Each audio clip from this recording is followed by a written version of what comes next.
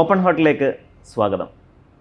ഇന്ന് നമ്മളൊരു വിഷയത്തെ ബേസ് ചെയ്തിട്ടുള്ള ഒരു ചർച്ചയാണ് നമ്മളിന്ന് ചെയ്യാൻ പോകുന്നത്. കാരണം കഴിഞ്ഞ കുറേ ദിവസങ്ങളായിട്ട് നമ്മൾ കേൾക്കുന്ന അല്ലെങ്കിൽ നമ്മളെ ഞെട്ടിപ്പിക്കുന്ന ചില വാർത്തകളുണ്ട്. അതായത് കൊച്ചിയിൽ ഫ്ലാറ്റിൽ നിന്ന് കുഞ്ഞിനെ വലിച്ചെറിഞ്ഞ് കൊന്നു.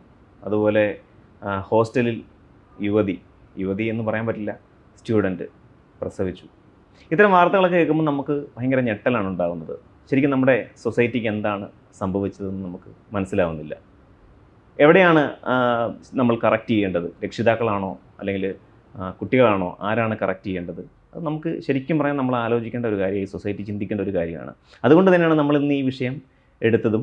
ഇതുമായി ബന്ധപ്പെട്ട് നമ്മുടെ കുറേ കാര്യങ്ങൾ നമ്മുടെ അടുത്ത് സംസാരിക്കാൻ തിരുവനന്തപുരത്തെ പ്രമുഖ ഗൈനക്കോളജിസ്റ്റും അതുപോലെ ഇത്തരം വിഷയങ്ങൾ നമുക്ക് ഇൻഫർമേഷൻസ് നമുക്കിടയിൽ ചർച്ച ചെയ്യുകയും അതുമായിട്ട് ബന്ധപ്പെട്ട നിരവധി വീഡിയോസൊക്കെ ഷെയർ ചെയ്യുന്ന ഡോക്ടർ അനുപമ ആറാണ് നമ്മളോടൊപ്പം ഉള്ളത്.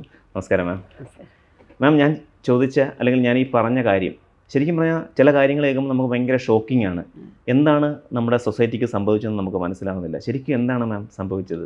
തീർച്ചയായിട്ടും ഇപ്പോൾ അബോർഷൻ ഇപ്പോൾ സൂചിപ്പിച്ച പോലെ തന്നെ അൺസേഫ് ആയിട്ടുള്ള അബോർഷൻസ്, അതുപോലെ തന്നെ അൺസേഫ് ആയിട്ടുള്ള ഡെലിവറി, ഇത് രണ്ടുമാണ് ശരിക്കും നമ്മൾ ഗൈനക്കോളജി ഈ ഒരു പ്രാക്ടീസിൽ ഒരിക്കലും പാടില്ലാത്ത രണ്ട് കാര്യങ്ങളാണ്. ഡെലിവറി ആയാലും വളരെ കെയർഫുള്ളായിട്ട് ചെയ്യേണ്ട ഒരു പ്രൊസീജിയറാണ്.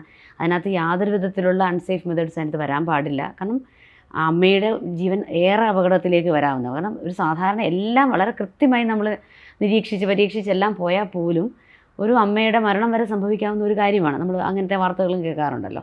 അപ്പോൾ അത്തരം സാഹചര്യങ്ങളിലാണ് വളരെ ഒട്ടും ഒരു കെയർ കിട്ടാതെ ഒരു സ്ത്രീ പ്രസവിക്കേണ്ട ഒരു സാഹചര്യത്തിലേക്ക് പോവുക. അത് ഒരുപാട് പരീക്ഷണങ്ങൾ അവരിൽ ചെയ്യുക, അത് അശാസ്ത്രീയ പരീക്ഷണങ്ങൾ അവരിൽ ചെയ്തിട്ട് അത് അവരുടെ മരണത്തിലേക്ക് എത്തിച്ചേരുന്ന ഒരു സാഹചര്യത്തിലേക്ക് പോകുന്നത്. അതേപോലെ തന്നെയാണ് ഈ അബോർഷൻ്റെ കാര്യത്തിലും. ഈ അബോർഷനും അതുപോലെ നമുക്ക് ശാസ്ത്രീയമായ മാർഗ്ഗങ്ങൾ ഒരുപാട് നമുക്ക് ചെയ്യാൻ കഴിയും. ശാസ്ത്രീയമായ രീതിയിൽ വളരെ കംഫർട്ടബിളായിട്ട് അബോർഷൻ പ്രൊസീജിയേഴ്സ് ചെയ്തു പോകാവുന്ന ഒരുപാട് കാര്യങ്ങളുണ്ട്. ഇതൊന്നും അവലംബിക്കാതെ ഈ പറഞ്ഞ പോലെ തന്നെ വളരെ റിസ്ക് എടുക്കുകയാണ് ചെയ്തിരിക്കുന്നത്. ഒരു കുട്ടിയല്ലേ, ആ റിസ്ക് എടുത്ത് ആ ഹോസ്റ്റലിൽ പ്രസവിച്ച് പോവുക എന്നൊക്കെ പറയുമ്പോൾ തീർച്ചയായിട്ടും അവിടെയും ഈ കുട്ടിക്ക് പല രീതിയിലുള്ള അണുബാധകൾ അല്ലെങ്കിൽ ബ്ലീഡിങ് കൊണ്ടുള്ള പ്രശ്നങ്ങൾ, മറ്റ് ആരോഗ്യ പ്രശ്നങ്ങൾ പലതും സംഭവിക്കാവുന്ന സാഹചര്യങ്ങളിലേക്ക് പോയിരിക്കുകയാണ്. ഒന്ന്, എനിക്ക് ഈ ഒരു വിഷയത്തിൽ തോന്നുന്നത് ആ ശാസ്ത്രീയമായ കാര്യങ്ങളിൽ നിന്ന് സമൂഹം അകന്നു പോകുന്നുണ്ടോ, അതോ അവർക്ക് കിട്ടുന്ന ആ ഒരു അറിവുകൾ, ഇപ്പോൾ നമ്മളിപ്പോൾ പറയുന്ന പോലെ യൂട്യൂബായാലും അല്ല മറ്റ് ചാനലുകളായാലും മറ്റ് ഒരുപാടുണ്ടല്ലോ, ഒരുപാട് സോഷ്യൽ മീഡിയയും കാര്യങ്ങളും എല്ലാം വളർന്ന് പന്തലിച്ച് നിൽക്കുന്ന ഈ ഒരു കാലഘട്ടത്തിൽ അവർക്ക് കിട്ടുന്ന അറിവുകൾ പലതും അശാസ്ത്രീയമായ അറിവുകളാണോ അല്ലെങ്കിൽ മുറി അറിവുകളാണോ കിട്ടുന്നത്? അതിനെ ബേസ് ചെയ്ത് അത് അത്തരം കാര്യങ്ങൾ ഒരു എന്താ പറയുക, സ്വന്തം ജീവൻ പോലും റിസ്ക് ചെയ്ത് അതൊക്കെ ഏറ്റെടുക്കാനുള്ള ഒരു ധൈര്യം ഒരു തലമുറ കാണിക്കുന്നു എന്നുള്ളതാണ് അതിനകത്ത് ഇത്തരത്തിലുള്ള ഒരു സ്വന്തം ജീവൻ റിസ്ക് ചെയ്തുള്ള കാര്യങ്ങളിലേക്ക് പോകുന്നതിന് ഒരു ഇതായിട്ട് തോന്നുന്നത്, എൻ്റെ ഒരു കാഴ്ചപ്പാടായിട്ട് എനിക്ക് തോന്നുന്നതാണ്. പിന്നെ മറ്റൊരു കാര്യം, സമൂഹത്തിൻ്റെ തന്നെ ജനറലി തന്നെ നമ്മളുടെ സമൂഹത്തിൻ്റെ കാഴ്ചപ്പാടുകൾ ഒരുപാട് മാറിയിട്ടുണ്ട്. പണ്ട് കാലങ്ങളിൽ നമുക്ക് ഏത് അറിവുകളായാലും, ഇപ്പം ശാസ്ത്രീയമായിട്ടുള്ള അറിവുകളായാലും അല്ലെങ്കിൽ നമ്മുടെ ഒരു സെക്ഷൽ ലൈഫിനെ കുറിച്ചുള്ള അറിവുകളായാലും അല്ലെങ്കിൽ നമ്മുടെ റീപ്രൊഡക്റ്റീവ് ലൈഫിനെ കുറിച്ചുള്ള അറിവുകളായാലും എല്ലാം പരിമിതമായിരുന്നു. നമ്മളൊരു ഡോക്ടറെ ചെന്ന് ചോദിക്കണം, അല്ലെങ്കിൽ നമുക്ക് മുതിർന്നവർ പറഞ്ഞു തരുന്ന വളരെ കുറച്ച് കാര്യങ്ങളെ നമുക്ക് ഒരു അറിവായിട്ട്. അല്ല, എനിക്ക് തോന്നുന്നില്ല ഇപ്പം ഈ നമ്മൾ വളരെ ഇമ്പോർട്ടൻ്റ് ആയിട്ട് വേണ്ടെന്ന് പറയുന്നത് സെക്സ് എഡ്യൂക്കേഷൻ നമ്മൾക്കിടയിൽ ശരിക്കും വളരെ കുറവാണ്. നമ്മുടെ കുട്ടികൾക്ക് എനിക്കറിയില്ല എത്രത്തോളം പേരൻസ് അവർക്ക് ഇത്തരം അറിവുകൾ പറഞ്ഞു കൊടുക്കും. അതുകൊണ്ടായിരിക്കും ഒരു പക്ഷേ ഇങ്ങനെയൊക്കെ സംഭവിക്കുന്നത്. നമുക്ക് പൂർണ്ണമായിട്ട് പേരൻസിനെ കുറ്റം പറയാൻ കഴിയുകയില്ല. എങ്കിലും സെക്സ് എഡ്യൂക്കേഷൻ ഉണ്ട്. ഇപ്പോൾ സ്കൂളുകളിലൊക്കെ സെക്സ് എഡ്യൂക്കേഷൻസ് കൊടുക്കുന്നുണ്ട്. അതിനായിട്ട് ക്ലാസ്സസും എല്ലാം ഉണ്ട്. അഡോളസെൻ്റ് ഹെൽത്ത്, അതായത് അങ്ങനെ അതിനുവേണ്ടി സ്റ്റാഫ് തന്നെ ഉണ്ട്. സൈക്കോളജിസ്റ്റുകളുണ്ട്, സ്കൂളുകളിലും കോളേജുകളിലും എല്ലാം ഉണ്ട്. അപ്പം തീർച്ചയായിട്ടും അവർക്കൊരു ചോദിക്കാൻ ആളുകളുണ്ട്, മിക്ക സ്ഥാപനങ്ങളിലും ഉണ്ട്.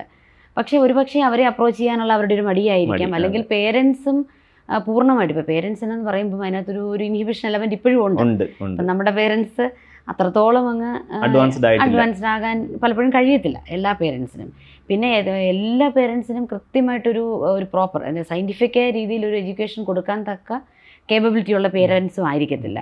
പിന്നെ അവരുടെ ഒരുപാട് വ്യക്തിപരമായ ഇഷ്യൂസ്, പേരൻസിൻ്റെ വ്യക്തിപരമായ പ്രശ്നങ്ങൾ, സാമ്പത്തിക പ്രശ്നങ്ങൾ, ഇങ്ങനെ ഒരുപാട് കാര്യങ്ങൾ അവർക്കിടയിലും ഉണ്ട്. അപ്പോൾ ഇതിനിടയിൽ കൂടെ ഒരു പ്രോപ്പർ ഒരു സെക്സ് എഡ്യൂക്കേഷൻ കൊടുക്കാൻ പേരൻസിനെ കൊണ്ട് കഴിയുമോ എന്നുള്ളത് അറിയത്തില്ല. അല്ലേ, ഇതിനകത്തൊരു കാര്യം എന്താണെന്ന് വെച്ചാൽ മാം, ഇപ്പം നമ്മളിപ്പോൾ കേട്ട വാർത്തകളിലെന്ന് പറഞ്ഞാൽ ഈ അവസാന ഈ ഡെലിവറി സമയം വരെ, അതായത് അവർ പ്രസവിക്കുന്ന അവസ്ഥ വരെ അവരെങ്ങനെ എത്തി എന്നുള്ളതാണ് ശരിക്കും നമ്മളെ ഞെട്ടിക്കുന്നൊരു കാര്യം. അതെങ്ങനെയായിരിക്കും അത്രയും സ്റ്റേജ് വരെ അവർ കാത്തു സൂക്ഷിച്ചിട്ടുണ്ടാവുക? അത് ഒന്ന് നന്നായിട്ട് ഹൈഡ് ചെയ്തിട്ടുണ്ട് തീർച്ചയായിട്ടും. പിന്നെ ഇപ്പോൾ ഒരു ഗർഭം എന്നൊക്കെ പറഞ്ഞു കഴിഞ്ഞാൽ നമ്മൾ ഗർഭം ഒളിച്ചു വെക്കാൻ പറ്റത്തില്ല, ഇത് പഴയ കാലത്ത് പറയുമെങ്കിലും നമുക്കൊരു 5-6 മാസം വരെയൊക്കെ വലുതായിട്ട് അറിയത്തില്ല. അതെ, കാരണം നമ്മുടെ എന്താ പറയുക, സ്ത്രീകളുടെ ആ പുക്കിളിന് താഴെ കാണത്തുള്ളൂ യൂട്രസിൻ്റെ വളർച്ച എന്ന് പറയുന്നത്. അതിപ്പോൾ ഒരു നല്ല ടൈറ്റ് ആയിട്ടുള്ള ഡ്രസ്സസും ഒക്കെ ഇട്ട് കഴിഞ്ഞാൽ ഒരു പരിധി വരെ അവർക്ക് മറ്റൊരാൾ കാണാത്ത രീതിയിൽ ഒളിച്ചു വെക്കാൻ പറ്റും. പിന്നെ ഇപ്പോഴത്തെ കുട്ടികൾക്കിടയിലൊക്കെ ആണെങ്കിൽ ജങ്ക് ഫുഡിൻ്റെയൊക്കെ ഉപയോഗം കൂടുതലായിട്ട് പൊതുവേ കുറച്ചൊരു വണ്ണവും അബ്ഡോമിനൽ ഒബേസിറ്റിയും ഒക്കെ ഉള്ള കുട്ടികളാണ് ഒരു നല്ലൊരു ഭാഗം പെൺകുട്ടികളും. അപ്പോൾ അവർക്ക് ആ യൂട്രസിൻ്റെ വളർച്ച ഒരു പരിധി വരെ ഒളിച്ചു വെക്കാൻ പറ്റും. വീട്ടുകാരായാലും ഫ്രണ്ട്സ് ആയാലും ഒക്കെ അവർ ഓപ്പണായിട്ട് എക്സ്പോസ് ചെയ്തില്ലെങ്കിൽ തീർച്ചയായിട്ടും അവർക്കത് മറച്ചു വെക്കാൻ പറ്റും. പിന്നെ ഇവർ വലിയൊരു പ്രഗ്നൻസി ഗർഭം, നമ്മൾ സാധാരണ ഒരു സ്ത്രീ എടുക്കുന്ന ഗർഭം പോസിറ്റീവ് ആയെന്ന് കാണുമ്പോഴേ തന്നെ നമ്മുടെ പെൺകുട്ടികളെ ഭാര്യ ഭർത്താക്കന്മാരായിട്ടുള്ളവർ എന്തുമാത്രം ശ്രദ്ധ കൊടുക്കും ആഹാരത്തിൻ്റെ കാര്യത്തിലും എല്ലാം. അവർ നമ്മളുടെ അടുത്തൊക്കെ തന്നെ എന്തുമാത്രം ഡൗട്ട്സും ഫുഡിനെ കുറിച്ചൊക്കെ തന്നെ മണിക്കൂറുകൾ ചോദിക്കുന്ന ആളുകളുണ്ട്. അപ്പോൾ അത്തരത്തിലുള്ള യാതൊരുവിധ കെയറും ഇവരെടുക്കത്തില്ല. കാരണം ഇവർക്ക് താല്പര്യമില്ലല്ലോ, ഒട്ടുമേ താല്പര്യമില്ലാത്തൊരു ഗർഭമാണ്, എങ്ങനെയോ സംഭവിച്ചു, ഇതിനി എങ്ങനെയെങ്കിലുമൊക്കെ ആയി തീരട്ടെ എന്നുള്ളൊരു കാഴ്ചപ്പാടായിരിക്കും അവരുടെ മനസ്സിലുള്ളത്. നമുക്കവരെ കുറ്റപ്പെടുത്താൻ കഴിയത്തുമില്ല.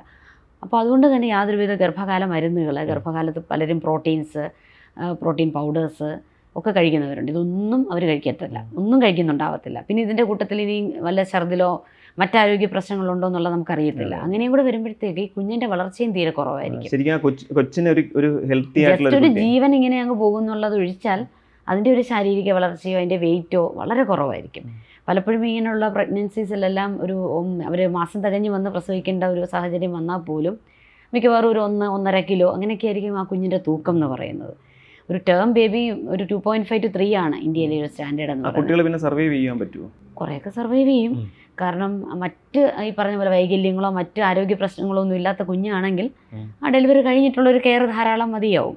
ഇപ്പം നമ്മുടെ ഇവിടെ അമ്മ തൊട്ടിലും ഒക്കെ തന്നെ എത്രയോ കുഞ്ഞുങ്ങളെ അങ്ങനെ വളരെ ലോ ബർത്ത് വെയിറ്റ് ബേബീസിനെ അവർ യൂഷ്വലി നിക്ഷേപിക്കാറുണ്ട്. അപ്പോൾ അത്തരം കുഞ്ഞുങ്ങളെയൊക്കെ തന്നെ ICUയിൽ നമ്മളെപ്പോഴും പേപ്പറിലൊക്കെ വായിക്കാറുള്ളതല്ലേ, ഇൻക്യുബേറ്ററിലും അങ്ങനെ ഇങ്ങനെയൊക്കെ വെച്ച് ഹോസ്പിറ്റലിൽ നിന്നുള്ള അങ്ങനത്തെ ഫീഡ്സും കാര്യങ്ങളും ആർട്ടിഫിഷ്യൽ ഫീഡ്സും കാര്യങ്ങളും. ഇപ്പോൾ ആർട്ടിഫിഷ്യൽ വേണ്ട മദേഴ്സ് മിൽക്ക് തന്നെ ഇപ്പം ഡോണർ ബാങ്ക് മിൽക്ക് ബാങ്കുകൾ ലഭ്യമാണ്. അങ്ങനെയൊക്കെയുള്ള ഫീഡും കാര്യങ്ങളും ഒക്കെ കൊടുത്ത് അത്രയും എക്സ്ട്രീം ഒരു കെയർ കൊടുക്കുമ്പോൾ പിക്കപ്പ് ചെയ്യും. ഇത്തരത്തിൽ കുഞ്ഞുങ്ങൾ അങ്ങനെ വളരെ കുറച്ച് കുട്ടികളെ ഉള്ളൂ, മാസം തികയാത്ത കുട്ടികളൊക്കെ ഉള്ളൂ മരിച്ചു പോകുന്നത്. അപ്പോൾ ഈ നമ്മൾ ശരിക്കും പറയാൻ നമ്മൾ ചർച്ച ചെയ്തുകൊണ്ടിരിക്കുന്ന വിഷയം എന്ന് പറഞ്ഞാൽ കേരളത്തിൽ വിവാഹിതരാകാത്ത അമ്മമാർ കൂടുന്നു എന്നുള്ളതാണ്. ശരിക്കും അതൊരു ഞെട്ടിക്കുന്ന കണക്കാണ്. ഇത് ഈ ഒരു 2 വിഷയം നമ്മൾ ഈ അടുത്ത സമയത്ത് കണ്ട വിഷയങ്ങൾ മാത്രമല്ല, കേരളത്തിൽ ഒരുപാട് വാർത്തകൾ ഇത്തരത്തിൽ വരാറുണ്ട്. ഇതിൻ്റെ ഒരു സാമൂഹിക വശം അല്ലെങ്കിൽ ഇതെങ്ങനെയായിരിക്കാം എന്ന് മാം നിങ്ങളെ പോലെയുള്ള ഡോക്ടേഴ്സിൻ്റെ അടുത്ത് വരുന്ന ഒരുപാട് കേസസ് ഒരുപക്ഷെ വരാറുണ്ടാവുമല്ലോ. എന്താണ് ഇതിൻ്റെ ഒരു സാമൂഹിക വശം? അതെ, കുറച്ച് കുട്ടികളൊക്കെ തീർച്ചയായിട്ടും വരുന്നുണ്ട്. പല ഏജ് ഗ്രൂപ്പിലുള്ള ആളുകൾ വരാറുണ്ടല്ലോ. അപ്പം പലപ്പോഴും തോന്നിയിട്ടുള്ളൊരു കാര്യം, നമുക്ക് ജനറലൈസ് ചെയ്തൊന്നും പറയാൻ കഴിയുകയില്ലെങ്കിൽ തോന്നിയിട്ടുള്ളൊരു കാര്യം എന്ന് വെച്ചാൽ, ഒന്ന് പറഞ്ഞ പോലെ ചിലപ്പോൾ ഭാഗമായിട്ട് അവരെ മനഃപൂർവ്വം ഉപദ്രവിക്കുന്നതാകാം. അതാണ് നമ്മൾ ഏറ്റവും കൂടുതൽ വായിക്കുന്നതും കേൾക്കുന്നതും നമ്മളെ ഏറ്റവും വിഷമിപ്പിക്കുന്ന ഒരു കാര്യം. റേപ്പ് അതുപോലെയൊക്കെയുള്ള കാര്യങ്ങളുടെ ഭാഗമായിട്ട് സംഭവിക്കുന്നുണ്ടാകാം. പിന്നെ കുടുംബത്തിൽ തന്നെ മുതിർന്ന ആളുകൾ, അച്ഛനടക്കമുള്ള മുതിർന്ന ആളുകൾ ടോർച്ചർ ചെയ്യുന്നതുകൊണ്ട് കുട്ടികളെ, അല്ലെങ്കിൽ നിരന്തരമായി അവരുടെ ഒരു പീഡനത്തിനിരയായി ആരോടും പറയാതെ അങ്ങനെ പോകുന്ന സാഹചര്യങ്ങളുണ്ട്. അതൊക്കെയാണ് ഒരു വശം. മറ്റൊരു വശം എന്ന് പറയുന്നത്, ഇവർ പറഞ്ഞ പോലെ തന്നെ ഏതെങ്കിലുമൊക്കെ റിലേഷൻഷിപ്പിൽ ചെന്ന് പെട്ടിട്ട് ആ റിലേഷൻഷിപ്പിൻ്റെ ഭാഗമായിട്ട് ശാരീരിക ബന്ധങ്ങളും കാര്യങ്ങളിലേക്കുമൊക്കെ വരും. നാച്ചുറലി ഒരു പ്രൊട്ടക്ഷൻ ഇല്ലാത്ത രീതിയിലുള്ള ശാരീരിക ബന്ധങ്ങളാവുമ്പോൾ എപ്പോൾ വേണമെങ്കിലും ഗർഭിണിയാകാം. അങ്ങനെ ഗർഭം ധരിക്കുന്ന സാഹചര്യങ്ങൾ വരാറുണ്ട് പലപ്പോഴും. അത് പ്രായപൂർത്തിയായ കുട്ടികളിലാണ് കൂടുതലും അങ്ങനെയുള്ളത് കാണാറുള്ളത്. പിന്നെ ഇവരെ ഏതെങ്കിലുമൊക്കെ രീതിയിൽ ഫോർ എക്സാമ്പിൾ ഇപ്പോൾ സാമ്പത്തിക പ്രശ്നങ്ങളായിരിക്കാം, അല്ലെങ്കിൽ മറ്റെന്തെങ്കിലും കാര്യങ്ങളൊക്കെ ആയിരിക്കാം, അവർക്ക് ചെറിയ ജോലിയൊക്കെ ഉള്ള പെൺകുട്ടികളായിരിക്കും. അപ്പോൾ ചെറിയ ശമ്പളവും കാര്യങ്ങളും ഒക്കെ കാണത്തുള്ളൂ. അപ്പോൾ അവരെ പല രീതിയിൽ ആളുകൾ അവരെ പ്രലോഭിപ്പിച്ച് ഇത്തരം കാര്യങ്ങളിലേക്ക് അവരെ ഡയറക്റ്റ് ചെയ്യുന്ന സാഹചര്യങ്ങൾ ഇതൊക്കെ വരാം. ഇതൊക്കെയാണ് അതിൻ്റെ ഒരു സാമൂഹിക പശ്ചാത്തലം എന്ന് പറയുന്ന ഈ രീതിയിലൊക്കെയുള്ള കാര്യങ്ങൾ.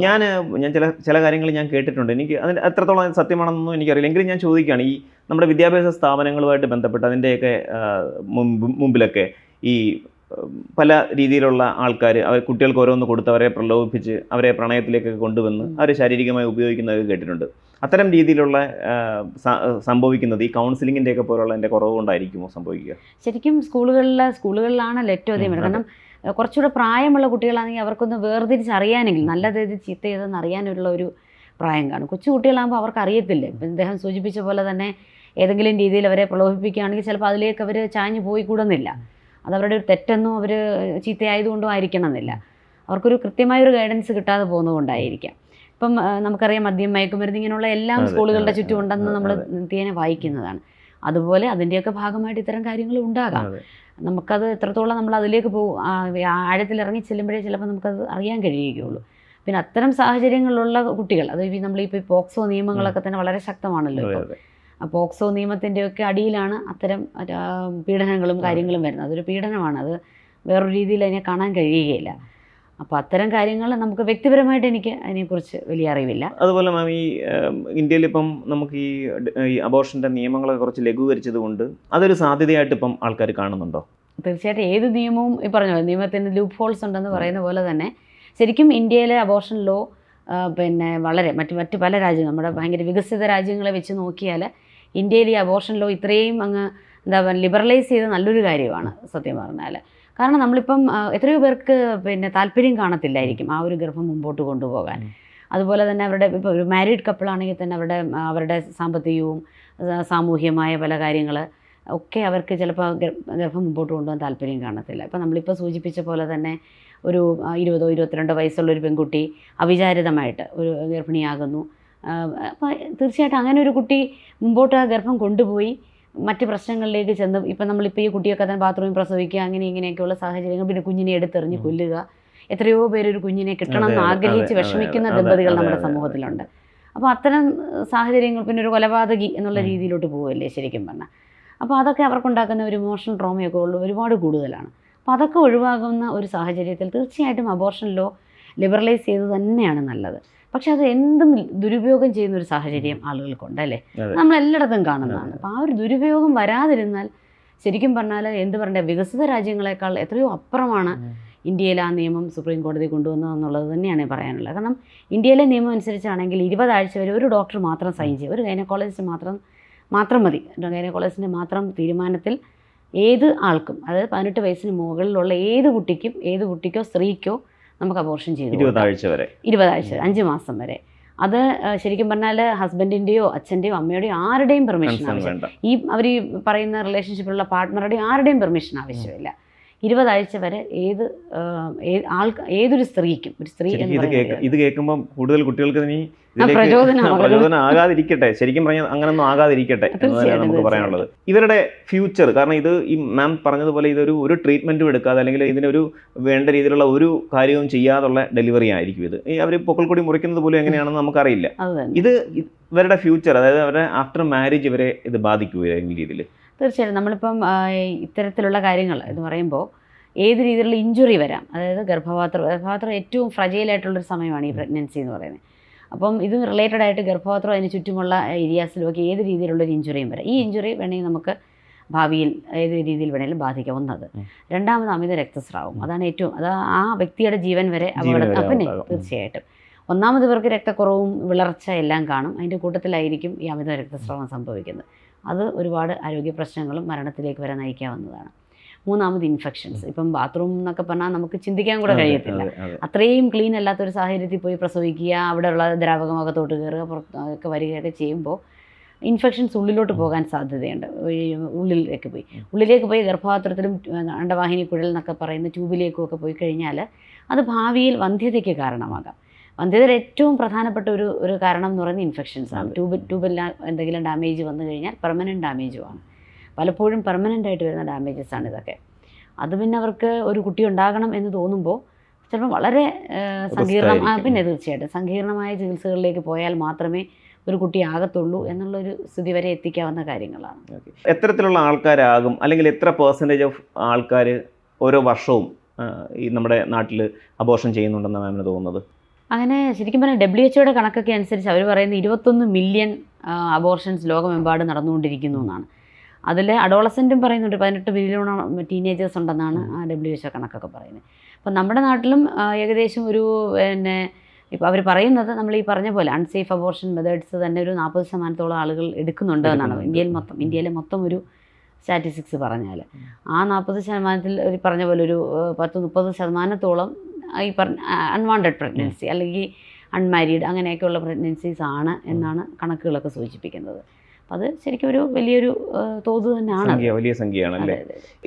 ഏതൊക്കെ തരത്തിലുള്ള ഏജ് ഗ്രൂപ്പിലുള്ള ആൾക്കാരാണ് കൂടുതലും ഗൈനക്കോളജിസ്റ്റുകളെ കാണാനായി എത്തുക ഈ അബോർഷൻ വേണം എന്ന് പറഞ്ഞുകൊണ്ട്? സാധാരണ അല്ലേ, അതിപ്പോൾ ഏത് ഗ്രൂപ്പും വരാം. ഇപ്പം 40 വയസ്സ് കഴിഞ്ഞുള്ള സ്ത്രീകൾ അവർക്ക് ഇനി ഒരു കുട്ടി വേണ്ട എന്ന് വിചാരിച്ച് അങ്ങനെയും വരാം. 30 വയസ്സ് തൊട്ട് അങ്ങോട്ടുള്ള ഈ എന്താ പറയുക ഹസ്ബൻഡ് ആൻഡ് വൈഫായിട്ട് ജീവിക്കുന്ന ആളുകൾ, ഒരു കുട്ടിയായി 1 വയസ്സേ ആയുള്ളൂ, ആ രീതിയിലുള്ള ഒരുപാട് ആളുകൾ വരാറുണ്ട്. ഞാൻ ചോദിക്കുന്നത്, എൻ്റെ ചോദ്യം അതല്ല, നമ്മൾ ഈ പറഞ്ഞ അവിവാഹിതരായ അവരിൽ എന്ന് പറയുമ്പോൾ പിന്നെ നമ്മളുടെയൊക്കെ ഒരു പ്രൈവറ്റ് പ്രാക്ടീസ് പോലെ ഉള്ള സാഹചര്യങ്ങളിൽ ഞങ്ങൾ ഈ പോക്സോ പോലത്തെ നിയമങ്ങൾക്ക് അനുസൃതമായുള്ള കാര്യങ്ങൾ നമ്മൾ ടേക്കപ്പ് ചെയ്യാറില്ല. അതുകൊണ്ട് തന്നെ നമ്മുടെ ഇവിടെയൊക്കെ യൂഷ്വലി 18 വയസ്സിന് മുകളിലുള്ളവരെ വരാറുള്ളൂ. നമ്മളത് അത്തരം കേസുകളെ നോക്കാറുള്ളൂ. കാരണം മറ്റേത് ഒരുപാട് സങ്കീർണതകളുണ്ട് അതിനകത്ത്. അപ്പോൾ അത്തരം കാര്യങ്ങളിലേക്ക് യൂഷ്വലി ഞാൻ ചോദിക്കുന്നത്, അവരുടെ ഈ സങ്കീർണതകളുള്ളവരുടെ എന്ത് ചെയ്യും മാം? പോക്സോ പോലുള്ള പോക്സോ ആയാലും ശരി, അല്ലെങ്കിൽ ഇത്തരം സങ്കീർണതകൾ ഇപ്പം മാം ഒരു സമയത്തുമ്പോൾ മാമിന് പറയാമല്ലോ ഇതിനി പറ്റില്ല അല്ലെങ്കിൽ ഇവിടെ ചെയ്യാൻ പറ്റില്ല എന്ന് പറയുന്നവരുടെ അവസ്ഥ എന്തായിരിക്കും? അവർ തീർച്ചയായിട്ടും ഗവൺമെൻറ് ഹോസ്പിറ്റലിലേക്ക് പോവുകയാണ് വേണ്ടത്. ഗവൺമെൻറ് ഹോസ്പിറ്റലിൽ ഇപ്പം അവർക്കൊരിക്കലും ഹോസ്പിറ്റലിൽ അടച്ച് ഒന്നും ചെയ്യാൻ പറ്റത്തില്ലല്ലോ സർക്കാരിൽ. അപ്പോൾ നമുക്കങ്ങനെ പറയാൻ പറ്റിയാലും ഗവൺമെൻറ് ഹോസ്പിറ്റലിൽ ഒരു ഡോക്ടർക്ക് അങ്ങനെ പറയാൻ പറ്റത്തില്ല. അവിടെ അവർ റിസ്ക് എല്ലാം എക്സ്പ്ലെയിൻ ചെയ്ത് ആ റിസ്ക് എടുത്ത് പിന്നെ നിയമവും നോക്കും, നിയമാനുസൃതമായിട്ട് ചെയ്തു കൊടുക്കും. അത്രയേ ഉള്ളൂ. ഇപ്പോൾ പോക്സോ ആണെങ്കിൽ ഉടനെ ഗവൺമെൻറ്, ഇപ്പോൾ പോക്സോ ഫോർ എക്സാമ്പിൾ ഒരു പോക്സോ റിലേറ്റഡ് ആയിട്ടൊരു ഇഷ്യൂ ഇപ്പോൾ എൻ്റെ അടുത്തായാലും വന്നു കഴിഞ്ഞാൽ പോക്സോയുടെ നിയമം അനുസരിച്ച് നമ്മൾ ഫസ്റ്റ് കാണുന്ന ഡോക്ടർ റിപ്പോർട്ട് ചെയ്യണമെന്നാണ് പോലീസിൽ ഏതൊരു ഒരു വിളിച്ചെങ്കിലും പോലീസിനെ അറിയിക്കാതെ നമ്മൾ ഒരിക്കലും ആ കുട്ടിയെ വിടരുതെന്നാണ് നിയമം. വളരെ ശക്തമാണ് പോക്സോ നിയമം. അപ്പം അതിപ്പം ഏത് ഡോക്ടർ അപ്പോൾ ഈവൻ ഒരു ഗൈനക്കോളജിസ്റ്റ് വേണമെന്നില്ല, ഒരു പീഡിയാട്രീഷ്യൻ ഡോക്ടറിൻ്റെ അടുത്താൽ കൊണ്ടുചെല്ലുന്നെങ്കിൽ പോലും ഇമ്മീഡിയറ്റ്ലി പിന്നെ നമ്മൾ പോലീസിനെ ഇൻഫോം ചെയ്യണമെന്നാണ്. അത് വളരെ ഇതുമാണ്. പോലീസ് അത് എൻക്വയറി നടത്തും, പോലീസ് അവരെ വന്ന് അന്വേഷിക്കും, എല്ലാം ചെയ്യും. ഇപ്പോൾ ഗവൺമെൻറ്റിലാണെങ്കിൽ അവർ ഇമ്മീഡിയറ്റ്ലി തൊട്ടടുത്തുള്ള പോലീസ് സ്റ്റേഷനിൽ ഇൻഫർമേഷൻ കൊടുക്കും, അവരത് അന്വേഷിക്കും. ആ കേസ് എങ്ങനെയാണ് ഈ കുട്ടിക്ക് ഇങ്ങനെ സംഭവിച്ചത്, ആരാണ് ഇതിനകത്ത് കൾപ്രിറ്റ്, എന്താണ് ഇതിനകത്ത് പ്രശ്നങ്ങൾ എന്നുള്ളതിൽ. പക്ഷേ അതിൻ്റെ ഒരു മെഡിക്കൽ പരിചരണം എല്ലാം ആ ഹോസ്പിറ്റലിൽ നിന്ന് കിട്ടും, ഗവൺമെൻറ് ഹോസ്പിറ്റലിൽ നിന്ന് തന്നെ കിട്ടും. അത് കിട്ടുന്നുണ്ട് തീർച്ചയായിട്ടും. നമ്മുടെ ഹോസ്പിറ്റലുകളിൽ അതിൻ്റെ നിയമാനുസൃതമായിട്ട് സർക്കാർ ആശുപത്രികളിൽ എല്ലായിടത്തും ചെയ്തു കൊടുക്കുന്നുണ്ട്. ഈ സ്റ്റുഡൻസ് ആയിരിക്കുമോ ഈ കൂടുതലും ഇത്തരം തട്ടിപ്പുകളിൽ അല്ലെങ്കിൽ ഈ ചതിയിലൊക്കെ ചെന്ന് പെടുന്നത് കൂടുതലും സ്റ്റുഡൻസ് ആയിരിക്കും, അതോ അതിൽ വലിയ ഏജിലുള്ള ആൾക്കാരും ഇത്തരം തട്ടിപ്പുകളിലും അതുപോലെ ചൂഷണങ്ങളിലും? സ്റ്റുഡൻസ് എന്ന് നമുക്ക് പറയാൻ പറ്റത്തില്ല. എനിക്ക് തോന്നുന്നു കുറച്ചൊക്കെ കുട്ടികൾക്കൊരു പേടിയുണ്ടെന്ന് തോന്നുന്നു. സ്കൂൾ കുട്ടികൾ എന്നൊക്കെ പറഞ്ഞാലും അവർ മേ ബി ചില റിലേഷൻഷിപ്പിലും കാര്യങ്ങളിലൊക്കെ ചെന്ന് പെടും, അങ്ങനെ തട്ടിമുട്ടിയൊക്കെ പോകുമായിരിക്കും. പക്ഷേ ഒരു പ്രഗ്നൻസി പോലുള്ള കാര്യങ്ങൾ ശാലം ഒരു ഭയം തീർച്ചയായിട്ടും ഇപ്പോഴും നമ്മുടെ കുട്ടികളിലുണ്ട്, സ്കൂൾ കുട്ടികളിലൊക്കെ ഉണ്ട്. നമ്മൾ സ്കൂളുകളിലൊക്കെ ക്ലാസ് എടുക്കാൻ പോകുമ്പോഴൊക്കെ നമുക്കത് ഫീൽ ചെയ്തിട്ടുണ്ട്. കുറച്ചുകൂടെ ഈ പറഞ്ഞ പോലെ ഒരു പ്രഗ്നൻസിയിലോട്ട് എത്തിച്ചേരുന്നത് 18 വയസ്സിന് മുകളിലുള്ള ആളുകൾ തന്നെയാണ്. അതായത് ഒരു കോളേജ് പോലെയുള്ള ഹയർ എഡ്യൂക്കേഷനിലുള്ളവരാണ്. ആ ഒരു ഏജ് 18, ഒരു 25, 30. ലഹരിയുടെ എന്തെങ്കിലും ഒരു ഉപയോഗം ഇതിന് ഒരു കാരണമാകുന്നുണ്ടോ? നമുക്കറിയാൻ കഴിയത്തില്ല. കാരണം ലഹരി തീർച്ചയായിട്ടും ഒരു ഫാക്ടർ ആയിരിക്കും, പക്ഷേ നമുക്കറിയത്തില്ലല്ലോ. അല്ല, കാരണം എന്ന് പറഞ്ഞാൽ എനിക്ക് എൻ്റെ സംശയം എന്ന് പറഞ്ഞാൽ ഈ പെൺകുട്ടികൾക്ക് സ്വാഭാവികമായിട്ട് അവരുടെ പീരീഡ്സിൻ്റെ ഒരു സമയം കഴിയുമ്പോൾ ഈ പ്രഗ്നൻസിയുടെ കറക്റ്റ് പീരീഡ് ഈ സമയത്തിനുള്ളിൽ പ്രഗ്നൻ്റ് ആകാനുള്ള സാധ്യതയുണ്ട് എന്നൊക്കെ അറിയാവുന്നവരായിരിക്കത്തില്ല ഈ 18 വയസ്സ് കഴിയുന്ന കുട്ടികൾ. എത്രത്തോളം പേർക്ക് അറിയാം എന്നുള്ളത് നമുക്ക് അറിഞ്ഞുകൂടാ. അവിടെയാണ് നമ്മൾ തുടങ്ങേണ്ടതല്ലേ? ശരിക്കും നമ്മൾ അത്തരം വിദ്യാഭ്യാസത്തിലൂടെയാണ് തുടങ്ങേണ്ടതല്ലേ? പിന്നെ അവർ യൂട്യൂബ് അങ്ങനെയൊക്കെ, യൂട്യൂബിലൊക്കെ ഇഷ്ടം പോലെ ഡോക്ടേഴ്സിന്റെ വീഡിയോസും ഒരുപാട് ഡോക്ടേഴ്സ് അല്ലാതുള്ള ആളുകളുടെയും ഒക്കെ വീഡിയോസ് വരുന്നുണ്ട്. ഈ പറഞ്ഞാൽ സേഫ് പീരീഡ് ഏതാണ്, അൺസേഫ് പീരീഡ് ഏതാണ്, എപ്പോഴാണ് പ്രഗ്നൻസിക്ക് ട്രൈ ചെയ്യേണ്ടത്, ഇഷ്ടംപോലെ വരുന്നുണ്ട് അങ്ങനത്തെ കാര്യങ്ങളൊക്കെ.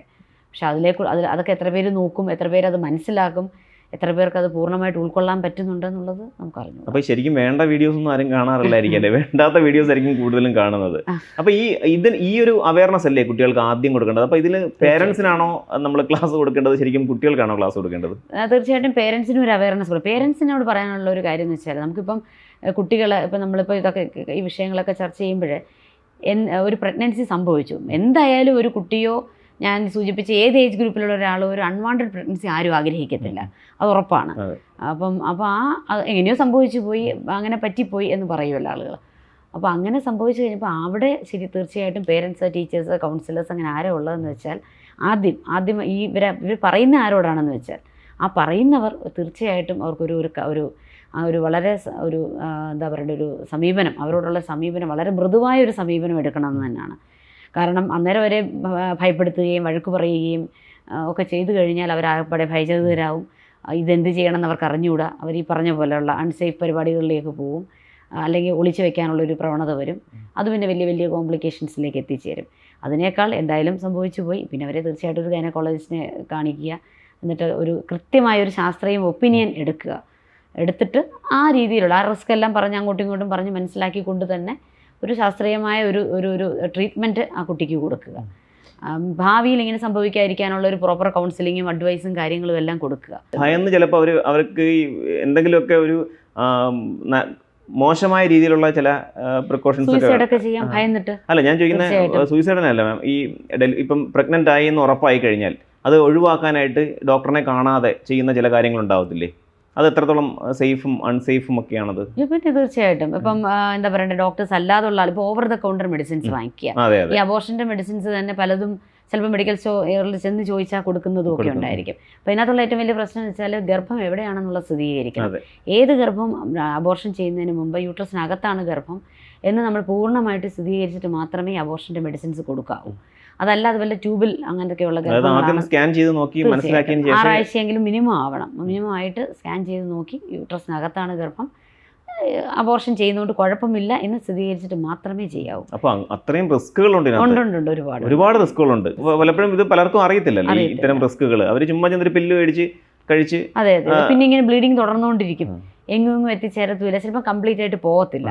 കംപ്ലീറ്റ് ആയിട്ട് പോവാതിരുന്ന് കഴിഞ്ഞ് ഗർഭം പോവാതിരുന്ന് കഴിഞ്ഞാൽ ഗർഭത്തിൻ്റെ ഒരു പൊടി കിടന്നാൽ പോലും അത് പനിയും അസുഖങ്ങളും ഉണ്ടാക്കാൻ സാധ്യതയുണ്ട്. അതേപോലെ ബ്ലീഡിങ്, തുടർച്ചയായിട്ട് ബ്ലീഡിങ് ഉണ്ടാക്കാനുള്ള സാധ്യത, അത് ജീവന് തന്നെ ആപത്താവുന്ന. അത് പറഞ്ഞ പോലെ രക്തമൊക്കെ ഭയങ്കരമായിട്ട് കുറഞ്ഞ് ക്ഷീണം തളർച്ചയൊക്കെ ആയിട്ടൊക്കെ അങ്ങനെയൊക്കെയുള്ളൊരു അവസ്ഥയിലേക്ക് ആ കുട്ടി എത്തിച്ചേരാനുള്ള സാഹചര്യം വളരെ കൂടുതലാണ്. തീർച്ചയായിട്ടും ട്യൂബിലൊന്നുമല്ല, ട്യൂബൊക്കെ ഗർഭമാണെങ്കിൽ അപകടമാണ്, പൊട്ടിയാൽ മരണം വരെ സംഭവിക്കാം. അബോർഷന് വരുന്നു എന്ന് നമ്മൾ ആദ്യമേ പറഞ്ഞല്ലോ, ഇങ്ങനെ ഇത്തരം വരാനുള്ളത്. ശരിക്കും ഈ അബോർഷൻ അവർ ഒറ്റയ്ക്കായിരിക്കുമോ വരിക, അതോ അവരുടെ കൂടെ പാർട്ട്ണർ ആരെങ്കിലും ഉണ്ടാവുമോ? പല സാഹചര്യങ്ങളിൽ അവരുടെ കൂടെ ആരെങ്കിലും കാണും. മിക്കവാറും പാർട്ട്നേഴ്സ് തന്നെ കൂടെ കാണാറുണ്ട്. അങ്ങനെയാണ് കാണും. ഹസ്ബൻഡ് ആൻഡ് വൈഫ്, ഹസ്ബൻഡ് കൂടെ കാണും. പിന്നെ ഇപ്പം ഇന്ത്യയിൽ ഇപ്പം ലേറ്റസ്റ്റ് ആയിട്ട് വന്ന ഒരു ഇതനുസരിച്ചിട്ട് സിംഗിൾ മദറിനും അബോർഷൻസ് ചെയ്യാം എന്നൊക്കെ വന്നിട്ടുണ്ട്. അതായത് ഒരു ഡിവോഴ്സി ആണെങ്കിൽ, ഡിവോഴ്സിലേക്ക് പോയിക്കൊണ്ടിരിക്കുന്ന സാഹചര്യങ്ങളിലൊക്കെ തീർച്ചയായിട്ടും അവർക്ക് പിന്നെ അബോർഷൻ ചെയ്യാം. അപ്പം പണ്ട് അതൊക്കെ വളരെ ശരിക്കും പറഞ്ഞാൽ വെൽക്കം സജഷനാണ്. കാരണം അവർക്ക് ഡിവോഴ്സിലേക്ക് പോകുന്നു, ആ കുട്ടിയെ വേണ്ട, രണ്ടുപേർക്കും വേണ്ട ആ കുട്ടിയെ. പിന്നെ എന്തിനാണ് നമ്മൾ വെറുതെ അതൊക്കെ നീട്ടിക്കൊണ്ടുപോയി ഓരോ പ്രശ്നങ്ങളിലേക്ക് എത്തിച്ചേരുന്നത്? പക്ഷെ ഒന്നും ഈ പറഞ്ഞ പോലെ തന്നെ ലിബറലൈസ് ചെയ്ത നിയമങ്ങൾ അനാവശ്യമായിട്ട്, ഇതൊരു നിയമമാണ്, ഇത് എന്തും പറ്റും എന്ന് കണ്ടിട്ട് എന്നാൽ എപ്പോഴും ഇതൊക്കെ ആകാം എന്നൊരു ചിന്താഗതി ഒരിക്കലും വരാൻ പാടില്ല. റിപ്പീറ്റഡ് ആയിട്ടുള്ള അബോർഷൻസ്, ഏതർ മെഡിക്കൽ അബോർഷൻ ആയാലും മെഡിസിൻസ് കൊടുത്തുള്ള അബോർഷൻ ആയാലും, നമ്മൾ DNC ക്ലീനിങ് എന്ന് പറയത്തില്ല, പ്രൊസീജിയേഴ്സായിട്ട് ചെയ്യുന്ന അബോർഷൻ ആയാലും ഒന്നും തന്നെ ആ കുട്ടിയുടെ ശരീരത്തിനോ അതിൻ്റെ ആരോഗ്യത്തിനോ അതിൻ്റെ ജനറൽ ഹെൽത്തിനോ യൂട്രസിനോ ഒന്നും നല്ലതല്ല. ഇവരുടെയും ഒരു മാനസികമായ ഒരു പ്രിപ്പറേഷൻ ഉണ്ടാവണമല്ലോ. ഇത് ഞാൻ പ്രഗ്നൻ്റ് ആണ് എന്ന് ഒരു കുട്ടി അല്ലെങ്കിൽ ഈ ഒരു സ്റ്റുഡൻറ്റ് അറിഞ്ഞു കഴിഞ്ഞാൽ അവർക്ക് മാനസികമായിട്ടൊരു പ്രിപ്പറേഷൻ വേണ്ടി വരുമല്ലോ.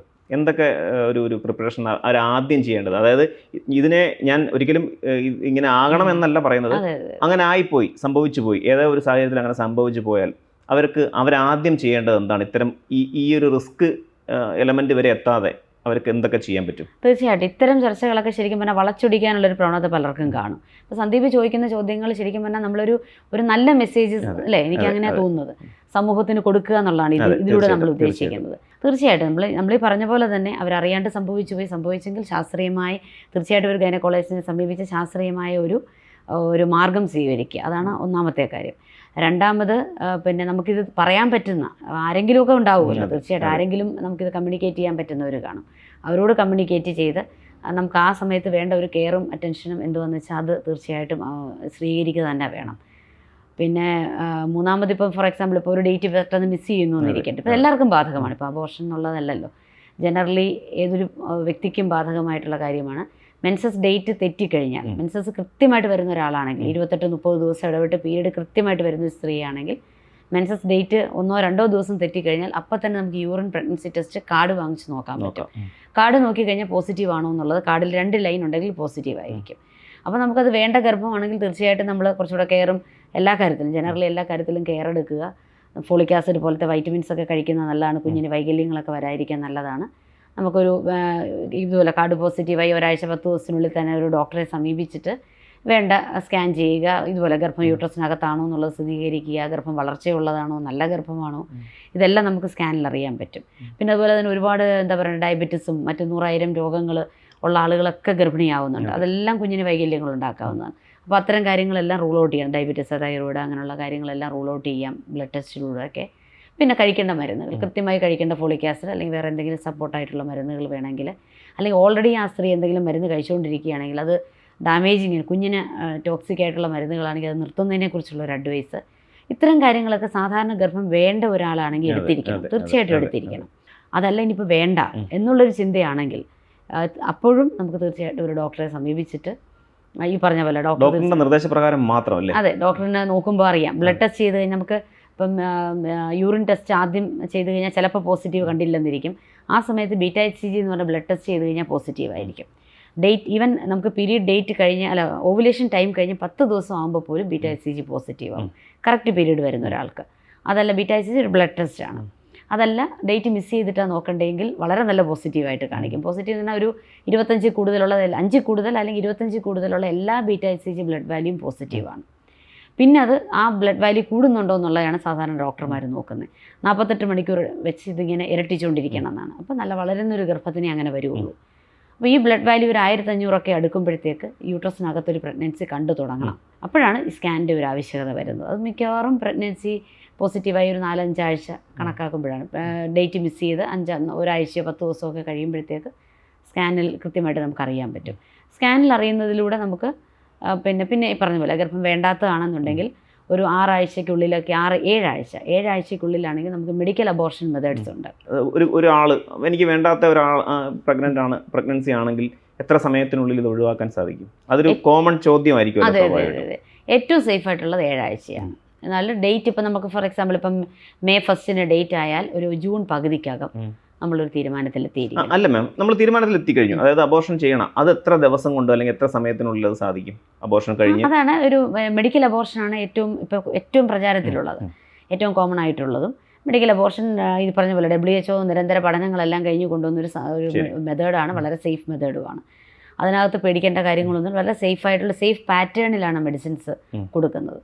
അതുകൊണ്ട് തന്നെ മിക്കവാറും ഒരു 90% ആളുകൾക്കും അബോർഷൻ ആകാൻ അത് സഹായിക്കും. എത്ര സമയത്തിനുള്ളിൽ? 2-3 days. അതാണ് എൻ്റെ ചോദ്യം, അതായിരുന്നു എത്ര ദിവസത്തിനുള്ളിൽ? അത്രയും സമയം ഹോസ്പിറ്റലിൽ താമസിക്കണം? വേണ്ട, ഹോസ്പിറ്റലിൽ താമസിക്കേണ്ട ആവശ്യമില്ല. അവർക്കൊരു സാധാരണ പീരീഡ്സിനേക്കാൾ കുറച്ചുകൂടെ ബ്ലീഡിങ്ങും കാണും, പെയിനും കാണും. അവർക്ക് അവനവൻ്റെ വീട്ടിൽ മാനേജ് ചെയ്യാനുള്ളതേ ഉള്ളൂ. അല്ല, പേരൻസ് ഇപ്പം കൊച്ചിയിൽ സംഭവിച്ച ഈ സംഭവം എന്ന് പറഞ്ഞാൽ പേരൻസിന് ആ ദിവസം വരെ അറിയില്ലായിരുന്നു. അതായത് ഈ കൊച്ചു ഇത് പേടിച്ചിട്ടാണ്, അതായത് പേരൻസ് അമ്മയോ ഡോർ തുറക്കുന്നത് പേടിച്ചിട്ടാണ് ഈ കൊച്ചിനെ വലിച്ചെറിയുന്ന ഒരു സാഹചര്യം ഉണ്ടായെന്നാണ് വാർത്തകൾ വന്നിരിക്കുന്നത്. അതായത് ഇത് പേരൻസിനോട് ഇവർ പറഞ്ഞിട്ടില്ല, ഇവർക്ക് ഇത് പേരൻസിനോട് പറയാൻ സാധിക്കുന്നില്ല. ഒരുവിധപ്പെട്ടവരെല്ലാം പേരൻസിനോട് പറയണമെന്ന് തന്നെയാണ് മാം ഉൾപ്പെടെയുള്ള ഗൈനക്കോളജിസ്റ്റുകൾ പറയുന്നത്. നിങ്ങളുടെ ഉപദേശം അത് തന്നെയാണ്. തീർച്ചയായിട്ടും അങ്ങനെ തന്നെ ആയിരിക്കണം ചെയ്യേണ്ടത്. നിങ്ങൾക്ക് പറ്റിപ്പോയി, ഇങ്ങനെ ഒരു അബദ്ധം പറ്റിപ്പോയി, അപ്പോൾ അതുകൊണ്ട് രക്ഷകർത്താക്കളെ എത്രയും പെട്ടെന്ന് അറിയിക്കുക, അവരോടൊപ്പം തന്നെ ഒരു ഡോക്ടറിനെ ചെന്ന് കണ്ട് വേണ്ട നിർദ്ദേശങ്ങൾ എടുക്കുക. അതാണല്ലോ ശരിക്കുള്ള ഒരു മെത്തേഡ് എന്ന് പറയുന്നത്. ഇതിപ്പം സംഭവിച്ചു പോയി, പേരൻസിനെ അറിയിക്കാൻ സാധിക്കില്ല. ഇത് ഞാനൊരു കള്ള ഒളിപ്പിക്കുന്ന കാര്യത്തെക്കുറിച്ച് അതിനെ പ്രോത്സാഹിപ്പിക്കുകയല്ല എങ്കിൽ പോലും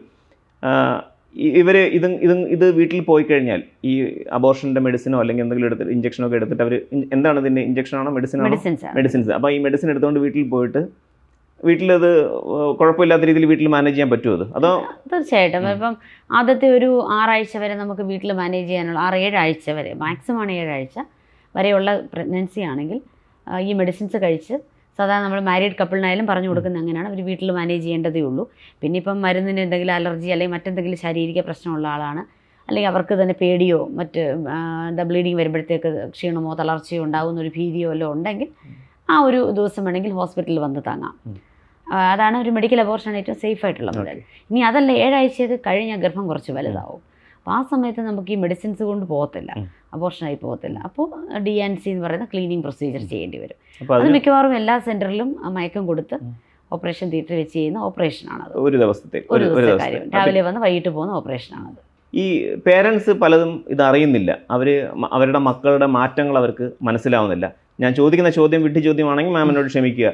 ഇവരുടെ ഈ പീരീഡ്സിൻ്റെ ടൈമുകൾ ഇന്ന ദിവസം ഈ എല്ലാ മാസവും പീരീഡ്സ് ആവുന്നില്ലേ എന്ന് പേരൻസ് ശ്രദ്ധിക്കാറില്ലേ പൊതുവേ? ആക്ച്വലി ശ്രദ്ധിക്കുന്നത് നല്ലതാണ്, പക്ഷേ എത്രത്തോളം ഇവരെ കൊണ്ട് പറ്റിയെന്ന് വരത്തില്ല. അവരുടെ ഒരു സാഹചര്യം ഉണ്ടല്ലോ പേരൻസിൻ്റെതും. പിന്നെ രണ്ടാമത്തെ കാര്യം, വീട്ടിൽ നിൽക്കുന്ന കുട്ടിയാണെങ്കിൽ പിന്നെയും അവർക്കൊന്ന് ശ്രദ്ധിക്കാൻ പറ്റും. പക്ഷേ ഈ ഹോസ്റ്റലിലും ഒക്കെ നിൽക്കുന്ന കുട്ടികളെ എങ്ങനെ അറിയാൻ പറ്റും? ആർക്കും അറിയാൻ പറ്റത്തില്ല. ഇത്തരം കാര്യങ്ങൾ ഈ പീരീഡ്സ് റെഗുലർ അല്ലെങ്കിൽ പല PCOD പോലുള്ള അസുഖങ്ങളൊക്കെ ഉണ്ടാവാനുള്ള സാധ്യതകളുണ്ടല്ലോ. അപ്പോൾ ഇത്തരം കാര്യങ്ങൾ അവർക്ക് പേരൻസ് എപ്പോഴും അതൊന്ന് ചോദിച്ച് കുട്ടികളുടെ അടുത്ത് ചോദിച്ച് മനസ്സിലാക്കുന്നത് നല്ലതല്ലേ? അത് ശരി, നല്ലതാണ്. കാരണം ഈ പറഞ്ഞ പോലെ അവർക്കൊരു ഒരു ഭീതി അവർക്കും തോന്നും. അത് നല്ലതാണ്. ഭീതി അല്ലെങ്കിൽ അവർക്കൊരു അമ്മയും അച്ഛനും അറിയുമല്ലോ എന്നുള്ളൊരു പീരീഡ്സ് ചോദിക്കുന്നുണ്ടല്ലോ, അന്വേഷിക്കുന്നുണ്ടല്ലോ എന്നുള്ളത് നല്ലൊരു ഒരു ആസ്പെക്റ്റ് നല്ലതാണ്.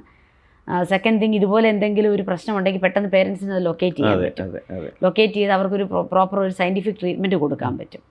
അങ്ങനെയൊക്കെ ഉള്ളത് തീർച്ചയായിട്ടും പേരൻസിന് ഈ ഒരു വിഷയത്തിൽ ഇത്തരം അമ്മമാർ, ഈ അവിവാഹിതരായ അമ്മമാർ കൂടുന്ന ഈ വിഷയത്തിൽ പേരൻസിനോട് ഗൈനക്കോളജിസ്റ്റ് എന്നുള്ളേക്ക് മാമിന് പറയാനുള്ള ഉപദേശം എന്താ? തീർച്ചയായിട്ടും ഒന്ന്, കുട്ടികളെ നമ്മൾ ഒബ്സർവ് ചെയ്യണം. നമ്മുടെ മക്കളായാലും അവരെ ഒബ്സർവ് ചെയ്യുക. അവർക്ക് വളരെ ചെറുപ്പത്തിലേ തന്നെ നമ്മൾ ഈ പറഞ്ഞ പോലെ പ്രോപ്പറായിട്ടുള്ള, നമ്മളും മടി വിചാരിക്കരുത്. ഇപ്പോൾ അമ്മമാരായാലും മടി വിചാരിക്കരുത്. നമ്മളാണ് ഏറ്റവും നല്ല ടീച്ചേഴ്സ് ശരിക്കും പറഞ്ഞാൽ. അവരെ ഏറ്റവും അധികം വിശ്വസിക്കുന്നതും പേരൻസിനെ ആയിരിക്കുമല്ലോ, എസ്പെഷ്യലി അമ്മമാരെ. അപ്പോൾ അമ്മമാർക്ക് തന്നെ പറഞ്ഞു കൊടുക്കാം, ഇന്ന കാര്യങ്ങൾ നല്ലതല്ല, ഇന്ന കാര്യങ്ങൾ ചെയ്യാം, ഇന്നത് ചെയ്തുകൂടാ എന്നുള്ളൊരു അറിവ് അവർക്ക് കൊടുക്കാൻ കഴിഞ്ഞാൽ നല്ലതായിരിക്കും. മൂന്നാമതായിട്ട്, ഒരിക്കലും ഒരമ്മയ്ക്കും സംഭവിക്കാതിരിക്കുക, അല്ല അച്ഛനും സംഭവിക്കാതിരിക്കട്ടെ. എങ്കിലും ബൈ ചാൻസ് എന്തെങ്കിലും ഒരു കുഞ്ഞിനൊരു തെറ്റ് പറ്റി പോകുന്നെങ്കിൽ തീർച്ചയായിട്ടും അതിൻ്റെ ഒരു ശാസ്ത്രീയമായ ഒരു ചികിത്സ കൊടുക്കുക അതിന്. കാരണം അതിനൊരു വലിയ ഫ്യൂച്ചറുണ്ട്, മുമ്പോട്ടുണ്ട്, ഒരു വലിയ ജീവിതം അതിന് കിടക്കുകയാണ്. അപ്പോൾ എന്തായാലും സംഭവിച്ചു പോയി എന്ന് പറഞ്ഞിട്ട് ഈ പറഞ്ഞ അൺസേഫ് മെത്തേഡ്സിൽ പോയി അതിന് മറ്റാരോഗ്യ പ്രശ്നങ്ങൾ അല്ലെങ്കിൽ മരണം വരെ സംഭവിക്കാവുന്ന സാഹചര്യങ്ങളൊക്കെ ഉണ്ടാക്കാതെ ഒരു പ്രോപ്പർ സയൻറ്റിഫിക് ആയിട്ടൊരു ട്രീറ്റ്മെൻറ്റ് അതിന് കൊടുക്കാവുന്നതാണ്. ഇപ്പോൾ 24 ആഴ്ച വരെ ഇന്ത്യയിൽ അലൗഡാണ്. 2 ഗൈനക്കോളജിസ്റ്റ് സൈൻ ചെയ്യണം, അവരെ പ്രോപ്പറായിട്ട് ഒബ്സർവ് ചെയ്യണം എന്നുള്ളതേ ഉള്ളൂ. 24 6 മാസം, 6 മാസം വരെ അബോർഷൻ ചെയ്യാൻ പറ്റും. അതിൽ ഈ 3 മാസം കഴിയുമ്പോൾ നമ്മൾ പ്രസവം പോലെ പ്രസവിപ്പിച്ച് കളയണം, അങ്ങനെയാണ്. അല്ലാണ്ട് നമുക്ക് ഈ DNC അങ്ങനത്തെ കാര്യങ്ങൾ ചെയ്യാൻ കഴിയത്തില്ല. അപ്പോൾ എന്നുള്ളതേ ഉള്ളൂ. എന്നാൽ പോലും ഒരു 5-6 മാസം വരെ കുട്ടിയുടെ ഫ്യൂച്ചറിനൊന്നും ഒന്നും സംഭവിക്കത്തില്ല, നിങ്ങൾ പേടിക്കേണ്ട കാര്യമില്ല. ഒന്നും നമുക്ക് തീർത്ത് പറയാൻ പറ്റില്ല. ഫോർ എക്സാമ്പിൾ, നമുക്കിപ്പം ഈ അബോർഷൻ നമ്മൾ പറയുന്നു, ഇപ്പോൾ 4-5 മാസമായിട്ട് ഇപ്പം സ്കാൻ ചെയ്തിട്ട് ഭയങ്കര തീവ്രമായ വൈകല്യങ്ങൾ കണ്ടുപിടിച്ചിട്ട് എത്രയോ പേര് ചെയ്യാറുണ്ട്, എത്ര പേര് ചെയ്യേണ്ടി വരാറുണ്ട്. അതെല്ലാം ഈ ഒരു 4-നും 5-നും 5.5 മന്ത്സിനൊക്കെ ഇടയ്ക്കൊക്കെ ആളുകൾ ചെയ്യാറുണ്ടല്ലോ. അപ്പോൾ എന്ന് പറഞ്ഞ പോലെ എല്ലായിടത്തും ഉണ്ട്. തീർച്ചയായിട്ടും ഏത് മരുന്നിനും ഒരു റിസ്ക്, സൈഡ് ഇഫക്റ്റുകളുണ്ട് എന്ന് പറയുന്ന പോലെ ഏത് ട്രീറ്റ്മെൻറ്റിനും ചില സൈഡ് ഇഫക്ട്സ് ഉണ്ട്. പക്ഷേ നമ്മളെപ്പോഴും അങ്ങനെയാണല്ലോ, ഏതാണ് ഔട്ട് വെയ് ചെയ്യുന്നതെന്നാണ് നോക്കുന്നത്. റിസ്ക് ആണോ കൂടുതൽ, അതോ ഈ മെഡിസിൻ കൊണ്ടുണ്ടാക്കുന്ന അപകടങ്ങളാണോ, അതോ അതില്ലാതുള്ള അപകടങ്ങളാണോ കൂടുതൽ എന്നുള്ളത് നോക്കിയിട്ടാണ് തീർച്ചയായിട്ടും ആ റിസ്കിൻ്റെ ഒരു അനാലിസിസ് ചെയ്യുന്നത്. അങ്ങനെ നോക്കുമ്പോൾ സേഫ് സയൻറ്റിഫിക് മെത്തേഡ്സ് ആണ് സേഫ്. നിങ്ങളെപ്പോലുള്ള ഗൈനക്കോളജിസ്റ്റുകളെ കാണാൻ വരുന്ന ഈ അബോർഷന് വേണ്ടി വരുന്ന കുട്ടികളുണ്ടല്ലോ, ഇത്തരം അപകടം പറ്റിയ കുട്ടികൾ, അവരുടെ ഒരു മാനസികാവസ്ഥ എന്തായെന്ന് എപ്പോഴെങ്കിലും നിങ്ങൾ ശ്രദ്ധിച്ചിട്ടുണ്ടോ? പലപ്പോഴും അവർ ഭയം കാണും. ഭയം തീർച്ചയായിട്ടും അവർക്ക് ഉണ്ടാവും. ഇതെന്താവും, എങ്ങനെയാവും, ഈ ഡോക്ടർ ചെയ്തു തരുമോ എന്നൊക്കെ ഉള്ളൊരു ഭീതിയൊക്കെ അവരുടെ മനസ്സിൽ കാണുമല്ലോ. അപ്പോൾ തീർച്ചയായിട്ടും നമ്മൾ ആ ഒരു ടെൻഷൻ തീർച്ചയായിട്ടും കുട്ടികൾക്ക് കാണും. പിന്നെ പെൺകുട്ടികളായാലും മനസ്സിലാക്കിയിരിക്കേണ്ടത് അൾട്ടിമേറ്റ്ലി അവരാണ് ഇതെല്ലാം സഫർ ചെയ്യേണ്ടി വരുന്നത്. അപ്പോൾ ഇങ്ങനെ സംഭവിച്ചു, എവിടെ സംഭവിച്ചു എന്നുള്ളതിനെക്കുറിച്ചൊക്കെ ദാറ്റ്സ് എ ഡിഫറെൻറ്റ് ക്വസ്റ്റ്യൻ. ഇതിൻ്റെ എല്ലാ പ്രോബ്ലംസും ബാധിക്കുന്ന ആ സ്ത്രീയെയാണ്. അപ്പോൾ അതിൻ്റെ ഒരു പിന്നെ ഇപ്പോൾ ഈ ഡോക്ടേഴ്സ് അവർക്ക് ട്രീറ്റ്മെൻറ്റിനെ കുറിച്ച് പറഞ്ഞു കൊടുക്കുമ്പോൾ അവരെ സംബന്ധിച്ചുള്ള അവരുടെ ജീവിതത്തിൽ ആദ്യമായിട്ടായിരിക്കും അവരിങ്ങനെയുള്ളൊരു കാര്യങ്ങളൊക്കെ ചെയ്യേണ്ടി വരുന്നത്. അപ്പോൾ അതിൻ്റെ ഒരു വിഷമം, ടെൻഷൻ, ഭീതി, പിന്നെ ഈ പറഞ്ഞ പോലെ ഒരു സൊസൈറ്റി അറിഞ്ഞാലുള്ള ഒരു പ്രസ്റ്റീജ് റിലേറ്റഡ് ഇഷ്യൂസ്, ഇതെല്ലാം തീർച്ചയായിട്ടും അവരുടെ മനസ്സിൽ കൂടെ പോകുന്ന കാര്യങ്ങൾ. അതായത് ഇപ്പം എറണാകുളം നടക്കുന്ന ഒരു ഇഷ്യൂവിന് ചിലപ്പോൾ അവർ തിരുവനന്തപുരത്തായിരിക്കുമല്ലേ ഹോസ്പിറ്റലിൽ ഡോക്ടറെ കാണാൻ വരിക. അതിനെക്കുറിച്ച് നമുക്കറിയത്തില്ല. വീട്ടുകാർ ഈ പറഞ്ഞ പോലെ എല്ലാവരും അറിയും എന്നുള്ള ആ ഒരു ലോക്കലാവുമ്പോൾ സമൂഹവും ഇതിനോടുള്ളൊരു കാഴ്ചപ്പാട് മാറ്റുന്നത് നല്ലതാണ്. അപ്പോൾ അതൊരു മോശമായിട്ട് ചിത്രീകരിക്കുകയും അല്ലെ അവരെ കളിയാക്കുകയും അവരെ ഒറ്റപ്പെടുത്തി, ആ കുടുംബത്തിനെ ഒറ്റപ്പെടുത്തുകയൊക്കെ ചെയ്യുന്ന സാഹചര്യങ്ങൾ. ഇത്തരം വിഷയങ്ങൾ ആവർത്തിക്കാതിരിക്കാൻ എന്താണ് നമുക്കൊരു പോം വഴി ചെയ്യാൻ പറ്റിയതിന്? തീർച്ചയായിട്ടും ഒരു പ്രോപ്പർ സെക്സ് എഡ്യൂക്കേഷൻ ആവശ്യമാണ്. സ്കൂൾ തലത്തിൽ തൊട്ട് തന്നെ വ്യക്തമായ രീതിയിൽ അവർക്കുള്ള ഡൗട്ട്സ് എല്ലാം ക്ലിയർ ചെയ്ത് തന്നെ അവർക്ക് പറഞ്ഞു കൊടുക്കണം. അതിന് മടി വിചാരിക്കാതിരിക്കുക, ടീച്ചേഴ്സായാലും കൗൺസിലേഴ്സായാലും അല്ലെങ്കിൽ അതുമായിട്ട് ബന്ധപ്പെട്ട ആളുകൾ. രണ്ടാമത് പേരൻസിനും ഇവരെ അവരുടെ മേലിൽ ഒരു കണ്ണ്, അല്ലെങ്കിൽ അവരെ ഒന്ന് ഒബ്സർവ് ചെയ്യുക. അവരുടെ മൂവ്മെൻറ്റ്സ്, കാര്യങ്ങൾ, അവരിടപെടുന്ന ആളുകൾ ഒക്കെ ഒന്ന് ശ്രദ്ധിക്കുന്നത് നല്ലതായിരിക്കും. അതുപോലെ തന്നെ ഈ ഫോണൊക്കെ വളരെ അമിതമായിട്ട് ഉപയോഗിക്കുന്നുണ്ട് ഇപ്പോഴത്തെ യങ്സ്റ്റേഴ്സ്. അപ്പോൾ ഈ ഫോൺ വഴിയൊക്കെ അവർക്ക് കിട്ടുന്ന അറിവുകളും കാര്യങ്ങളും എന്തൊക്കെയാണ്, അതിലേത് വേണം ഏത് വേണ്ട ഒന്ന് ഫിൽറ്റർ ചെയ്ത് യൂസ് ചെയ്യാൻ നമ്മുടെ ജനറേഷൻ തന്നെ ഒന്ന് പഠിക്കുന്നത് നല്ലതായിരിക്കും. പിന്നെ നല്ലതും ചീത്തയും വേർതിരിച്ച് അവർ മനസ്സിലാക്കി വേണ്ടത് കേൾക്കുക, വേണ്ടാത്തത് തള്ളിക്കളഞ്ഞേക്കുക അവിടെ തന്നെ. അത്തരം കാര്യങ്ങൾ. അതുപോലെ അഥവാ എന്തെങ്കിലും ഇങ്ങനെയുള്ള കാര്യങ്ങൾ സംഭവിച്ചു കഴിഞ്ഞാൽ തീർച്ചയായിട്ടും ഒരു പ്രോപ്പർ ഗൈഡൻസ് തന്നെ ഇല്ലാതെ ഒരു റിസ്ക് എടുക്കരുത്. കാരണം അത് ഫ്യൂച്ചറിനെ വല്ലാണ്ട് ബാധിക്കും. ഒപ്പം വ്യക്തിപരമായിട്ട് അവരുടെ ഒരുപാട് അവർക്ക് മാനസികവും ശാരീരികവുമായ അവരുടെ പഠിത്തം, അവരുടെ ഫ്യൂച്ചറൊക്കെ ബാധിക്കാവുന്ന ഒരുപാട് കാര്യങ്ങളിലേക്ക് പോകാൻ സാധ്യതയുണ്ട്. ഇനി വേറെ ഒരു കാര്യം കൂടെ അവസാനം, ഈ പലരും ഈ കുട്ടിയുണ്ടാവാൻ വേണ്ടിയിട്ട് മെഡിസിൻസ് ഒക്കെ എടുത്ത് ട്രീറ്റ്മെൻ്റ് ഒക്കെ ചെയ്തിട്ടായിരിക്കും പല ഇപ്പോഴത്തെ കാലത്ത്, കാരണം ഇപ്പോഴത്തെ കാലത്ത് വന്ധ്യത എന്ന് പറയുന്ന ഒരു വലിയ സീരിയസ് ഇഷ്യൂ ആണല്ലോ. പക്ഷേ ഇത്തരം കേസുകളിൽ ഈ കുട്ടികളിൽ ഇതൊന്നും ബാധിക്കുന്നില്ല. കാരണം എന്ന് വെച്ചാൽ നമ്മളിപ്പം വന്ധ്യത എന്ന് പറഞ്ഞ സമൂഹത്തിൽ ഒരു 10-15% ആളുകൾക്ക് മാത്രമേ ഉള്ളൂ. നമ്മുടെ ഇത്രയും ഈ കോടാനുകോടി ജനങ്ങളിൽ അത്രയും പേർക്ക് മാത്രമേ വന്ധ്യത വരുന്നുള്ളൂ. മറിച്ചപ്പോൾ നമ്മൾ ആലോചിച്ച് നോക്കണം, 85% നോർമൽ ആളുകളാണ്. അപ്പം സൊസൈറ്റിക്ക് ഒരു റോങ് ഒരു ഇതുണ്ട്. കാരണം എല്ലാവർക്കും, എല്ലാ പെൺകുട്ടികൾക്കും, ഒരുവിധപ്പെട്ട പെൺകുട്ടികൾ, പുതിയ കാലത്തെ പെൺകുട്ടികൾക്കെല്ലാം ഈ പറഞ്ഞ പോലെ വന്ധ്യത ഇഷ്യൂസ്, ഇൻഫെർട്ടിലിറ്റി ഇഷ്യൂസ് ഉണ്ട് എന്നുള്ളൊരു ചിന്ത സൊസൈറ്റിക്കുണ്ട്. ഇല്ല, തീർച്ചയായിട്ടും നമ്മൾ മറ്റേ ആസ്പെക്റ്റാണ് മനസ്സിലാക്കിയത്. എസ്പെഷ്യലി ഇപ്പോൾ നമ്മൾ ഈ ഒരു വിഷയം സംസാരിക്കുമ്പോൾ ഫിക്കൻഡിറ്റി പൊട്ടൻഷ്യൽ എന്ന് പറയും. അതായത് ഗർഭിണിയാകാനുള്ള ആ ഒരു പൊട്ടൻഷ്യൽ, അത് നമ്മുടെ ഒരു 95-90% സ്ത്രീകൾക്ക് വളരെ ഹൈ ആണ് ശരിക്കും പറഞ്ഞാൽ. അപ്പോൾ അവർ വളരെ പെട്ടെന്ന്, എനിക്ക് തോന്നുന്നത് ആ പ്രായത്തിൻ്റെ ആയിരിക്കും തോന്നുന്നല്ലേ. ഏജ് ഒരു ഫാക്ടർ. യങ് ഏജിൽ പെട്ടെന്ന് പ്രഗ്നൻ്റ് ആവും. ഒരു less than 25 years ഒക്കെ പെട്ടെന്ന് പ്രഗ്നൻ്റ് ആകാൻ സാധ്യതയുള്ള ഏജ് ഗ്രൂപ്പാണ്. അപ്പോൾ അതുകൊണ്ട് നമ്മുടെ പുരുഷന്മാരും സ്ത്രീകൾ രണ്ടുപേരും ഒരുപോലെ തന്നെ വളരെയധികം ഒരു തീർച്ചയായിട്ടും ഇതിനകത്ത് ഏറ്റവും ഇമ്പോർട്ടൻ്റ് ആയിട്ട് പറയേണ്ട പുരുഷന്മാരോട് അല്ലെങ്കിൽ ഈ ആൺകുട്ടികളോട് തന്നെയാണ് പറയേണ്ടത്. കാരണം അവരെടുക്കുന്ന ആ നിമിഷത്തെ അല്ലെങ്കിൽ കുറച്ച് സമയത്തേക്കുള്ള അവരുടെ ഒരു സാറ്റിസ്ഫാക്ഷൻ ഒരു പെൺകുട്ടിക്ക് ഉണ്ടാക്കുന്ന ഒരു ഫ്യൂച്ചറിന് അവർക്കുണ്ടാക്കുന്ന ഒരു നഷ്ടം അല്ലെങ്കിൽ അവർക്കുണ്ടാക്കുന്ന ഒരു പെയിൻ അത് വളരെ വലുതായിരിക്കും അല്ലേ. അപ്പോൾ അതുകൊണ്ട് പെൺകുട്ടികൾക്ക് പറഞ്ഞു കൊടുക്കുന്ന ഇതേ കാര്യങ്ങൾ ആൺകുട്ടികൾക്കും നമ്മൾ പറഞ്ഞു കൊടുക്കേണ്ടതുണ്ട് അല്ലേ. സ്കൂളുകളിലെല്ലാം ഇപ്പം കമ്പൈൻഡ് ആയിട്ടാണ് മിക്കവാറും നമ്മൾ ക്ലാസ് എടുക്കാനൊക്കെ പോകുന്ന സ്ഥലങ്ങളിലെല്ലാം കണ്ടിട്ടുള്ള കമ്പൈൻഡ് ആയിട്ടാണ് ഇപ്പോൾ ക്ലാസ്. അപ്പം ടീച്ചേഴ്സ് തന്നെ പറയാറുണ്ട്, എനിക്ക് തോന്നുന്നു കുറേ ഔട്ട്ലുക്ക് മാറിയിട്ടുണ്ട് എല്ലാവരുടെയും. ടീച്ചേഴ്സ് തന്നെ പറയാറുണ്ട്, ഡോക്ടറെ നല്ല കാര്യമായിട്ട് തന്നെ അവർക്ക് മനസ്സിലാകേണ്ട കാര്യങ്ങളെല്ലാം വ്യക്തമായിട്ട് തന്നെ പറഞ്ഞു കൊടുക്കും. പച്ചയ്ക്ക് പറയേണ്ട കാര്യങ്ങളാണല്ലോ ഇതൊക്കെ. ഇനിയുള്ള കാലത്തൊന്നും ഹൈഡ് ചെയ്യേണ്ട കാര്യമില്ലല്ലോ. അപ്പോൾ അതുകൊണ്ട് ആൺകുട്ടികളായാലും പെൺകുട്ടികളായാലും ഇത്തരം റിസ്കുകൾ എടുക്കാതിരിക്കുക അല്ലേ. തീർച്ചയായിട്ടും. ഒരുപാട് സന്തോഷം ഡോക്ടറെ ഈ ഒരു വിഷയം. കാരണം ഈ ഒരു വിഷയം നമ്മൾ ചർച്ച ചെയ്തില്ലെങ്കിൽ സൊസൈറ്റിയിൽ ഇതിനി ഇൻക്രീസ് ആയിക്കൊണ്ടിരിക്കും, ഒരുപാട് കൂടും, ഒരുപാട് അപകടങ്ങളുണ്ടാകും. കുട്ടികളുടെ ഭാവി പലപ്പോഴും നമ്മൾ ഈ തുല്യത എന്നൊക്കെ പറയുന്നെങ്കിലും പല സമയത്തും ഡോക്ടർ പറഞ്ഞതുപോലെ പെൺകുട്ടികൾക്ക് തന്നെയാണ് at the end of the day അതിനകത്തൊരു നഷ്ടം ഉണ്ടാകുന്നത്, അല്ലെങ്കിൽ അവരാണ് അത് അനുഭവിക്കേണ്ടി വരിക. അത്തരം സംഭവങ്ങൾ ഇനി ആവർത്തിക്കാതിരിക്കട്ടെ എന്ന് തന്നെ നമുക്ക് പ്രത്യാശിക്കാം അല്ലേ. വളരെ നന്ദി. Thank you so much.